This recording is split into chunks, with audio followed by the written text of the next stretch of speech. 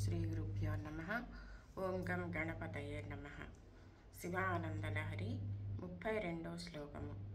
జ్వాలోగ్రస్య కళామరాతిభయ దక్ష్వేళయ కథం వా త్వయాః దృష్టః కించ కరే ధృతః కరతలే కిం పక్వజంబూఫలం జింహాయాం నిహితశ్చ సిద్ధగుటికా వాకంఠదేశే భృతః కిం తే నీలమణిర్విభూషణమయం శంభో మహాత్మన్ వద.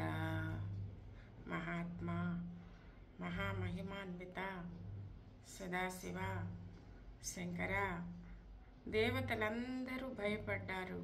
క్షీరసాగర మదనంలో వచ్చినటువంటి ఆ మహాభయంకరమైనటువంటి ఆ కాలకూట విషాన్ని చూసి, ఆ జ్వాలలు భయంకరమైన జ్వాలలతో వస్తున్నటువంటి ఆ కాలకూట విషాన్ని చూసి దేవతలందరూ భయపడ్డారు. కానీ నువ్వు మాత్రం భయం లేకుండా అలాగే దాన్నే చూస్తూ కూర్చున్నావు.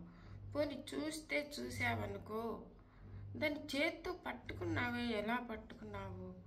పట్టుకొని ఒక రౌండ్గా ఒక పండులాగా చేసేసావే దాన్ని ఏమన్నా నేరేడు పండు అనుకున్నావా?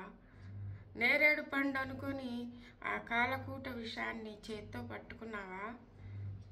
పట్టుకుంటే పట్టుకున్నావు, మళ్ళీ దాన్ని నాలుక పైన పెట్టుకున్నావు కదా, నాలుక పైన పెట్టుకొని మింగేసావు కదా. అదేమన్నా ఔషధం అనుకున్నావా? అదేమన్నా మందు అనుకున్నావా? అది కాలకూట విషం కదా శంకర.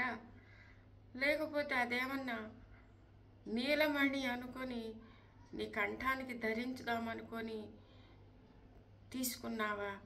అందుకే నీ కంఠం నీలంగా మారిపోయిందా శంకర? ఎట్లా చేశావు దాన్ని ఎలా భావించావు?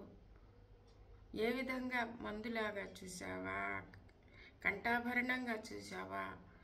ఎలా చూసావు, ఎలా పట్టుకున్నావు, ఎలా మింగావు దాన్ని శంకర? సదాశివ మహామహిమాన్విత దేవా, ఓం శ్రీమాత్రే నమః.